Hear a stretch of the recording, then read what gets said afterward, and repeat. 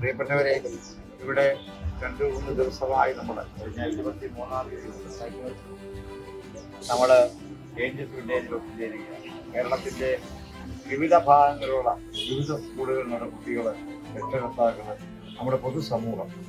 ഞാൻ ഈ പ്രോഗ്രാം ഏതാണ്ട് മുഴുവൻ ഇവിടെ കയറി നടന്ന് കാണാനായിട്ട് ഒരുപക്ഷെ ഇതുവരെ നമ്മുടെ മുൻപിൽ ശ്രദ്ധിക്കപ്പെടാതെ പോയ, അല്ലെങ്കിൽ നമുക്ക് കൃത്യമായ ധാരണയില്ലാതിരുന്ന ഒരുപാട് കാര്യങ്ങൾ മനസ്സിലാക്കാൻ കഴിഞ്ഞു എന്നുള്ളതാണ് ഈ ഒരു പ്രോഗ്രാമിൻ്റെ ഏറ്റവും വലിയ പ്രത്യേകത. നമ്മുടെ ഈ ക്വസ്റ്റിൻ്റെ ഏറ്റവും വലിയ പ്രത്യേകത അത് യഥാർത്ഥത്തിൽ റോഹിയത്തിൻ്റെ വലിയൊരു ദീർഘവീക്ഷണത്തിൻ്റെ ഭാഗമാണ്.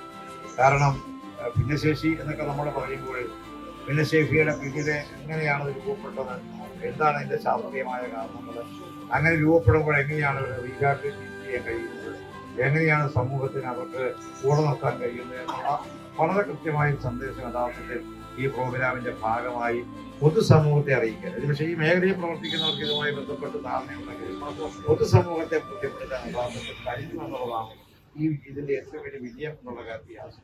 അതുകൊണ്ട് തന്നെ ഈ മേഖല അഭിമുഖീകരിക്കുന്ന ഒരുപാട് പ്രശ്നങ്ങൾ സ്വാഭാവികമായി തന്നെ പലപ്പോഴും പങ്കുവെക്കാണെങ്കിലും മാധ്യമങ്ങൾക്കാണെങ്കിലും പബ്ലിക്കിനാണെങ്കിലും പങ്കുവെക്കാൻ കഴിയുന്നത് വളരെ പ്രധാനപ്പെട്ട കാര്യമാണ്. അവിടെ ചില പ്രശ്നങ്ങൾ സ്വാഭാവികമായി ഗവൺമെന്റ് ഭാഗത്ത് ചില പ്രശ്നങ്ങൾ ഇവിടെ വരുന്നു. ആശ്വാസകിരത്തോടെ ഭിന്നശേഷി വിഭാഗത്തിൽപ്പെട്ട കുട്ടികളോടൊപ്പം ബൈസ്റ്റാൻഡേഴ്സ് അവർക്ക് വേണ്ടിയുള്ള വലിയൊരു സഹായ സംവിധാനമാണ്. നമ്മുടെ ഗവൺമെന്റ് ഒരുപാട് കാര്യങ്ങൾ ഇക്കാര്യത്തിൽ ചെയ്യുന്നുണ്ട്.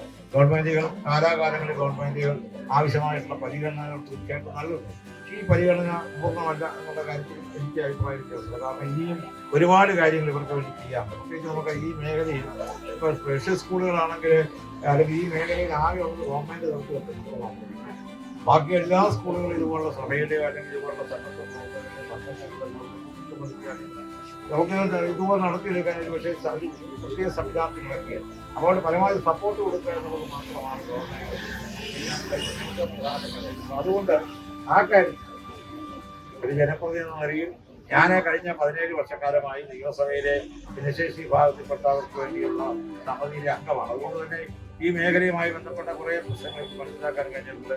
പ്രിയപ്പെട്ട റോഹിയത്തിനോടൊപ്പം ഞാൻ ഒരുപാട് ഈ വിഷയങ്ങൾ പലപ്പോഴും ഇടപെടുകയും സ്പെഷ്യൽ സ്കൂളുകളുടെ വിഷയത്തിൽ ഒരു വ്യക്തമായ ഒരു കാലഘട്ടത്തിൽ സ്ഥാപനങ്ങൾ മുമ്പോട്ട് കൊണ്ടുപോകുന്നതിന് വേണ്ടി തടസ്സങ്ങൾ ഉണ്ടായവരുടെ പ്രശ്നമുണ്ടായിട്ടൊക്കെ ഇടപെടാൻ കഴിഞ്ഞത് ഞാൻ ഓർക്കുകയാണ്. അതുകൊണ്ട് ഈ കാര്യത്തിൽ ധാരണ മനസ്സിലുണ്ട്.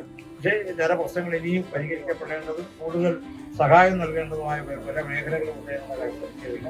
ഈ കാര്യത്തിൽ ജനപ്രതിനിധികളെയും തീർച്ചയായിട്ടും ഞാൻ ഇടപെടാനും ഈ ആവശ്യമായിട്ടുള്ള സഹായ സഹകരണങ്ങൾ കൂടുതൽ ലഭ്യമാക്കാനുള്ള നടപടികൾ സ്വീകരിക്കാനായിട്ട് എൻ്റെ ഭാഗത്ത് നൽകാൻ ഏതായാലും നിർദ്ദേശത്തിന് പ്രത്യേകമായ സന്തോഷവും നന്ദി ഞാൻ നേരിടുന്നു. Thank you very much. തീർച്ചയായും വിശ്വാസം വർദ്ധിക്കുന്നു.